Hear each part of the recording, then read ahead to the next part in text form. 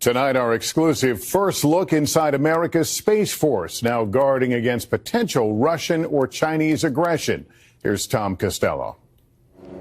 Behind this razor-wired fence in Colorado, a highly classified Space Force asset.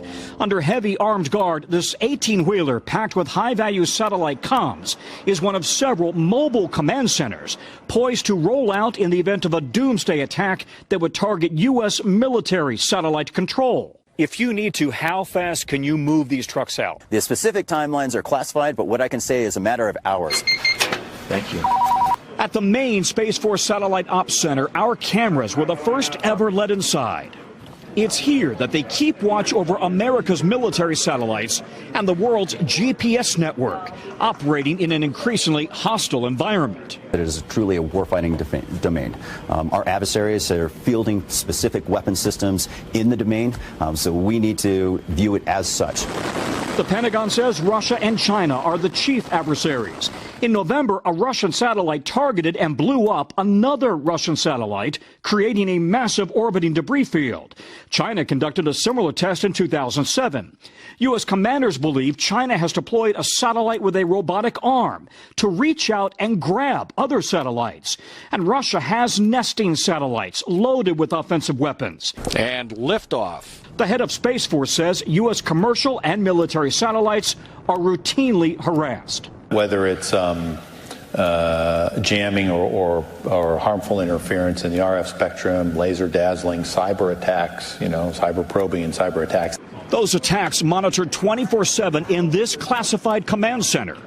More than 70% of military satellite communications come through here. Everything from nuclear command and control orders to presidential communications, down to a Coast Guard cutter, a submarine, even tactical units on the ground. And if they don't have the communications when they need it, things can go seriously wrong.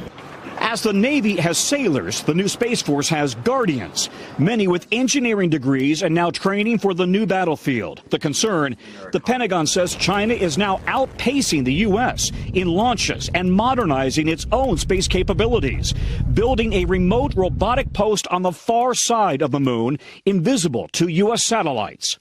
If we don't start accelerating our development and delivery capabilities, they will exceed it. Commanders here worry Beijing and Moscow could one day deploy offensive military weapons in the space between the moon and Earth, an area called cislunar.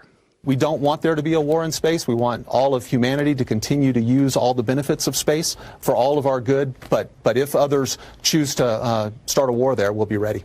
And you believe the threat is growing exponentially and by the day? Absolutely, and that goes without question. We've seen the public testing of China and Russia. Tom, it's fascinating and a little bit disturbing. How much worry is there about the militarization of space, especially given Space Force's budget will soon rival NASA's? The generals that we talk to are worried. They say, listen, this is the reality that we're living in every single day with aggressive action by Russia and China. And they believe China could overtake the U.S. in space capabilities in less than 8 years. All right, Tom, thanks for bringing us this story. Appreciate it.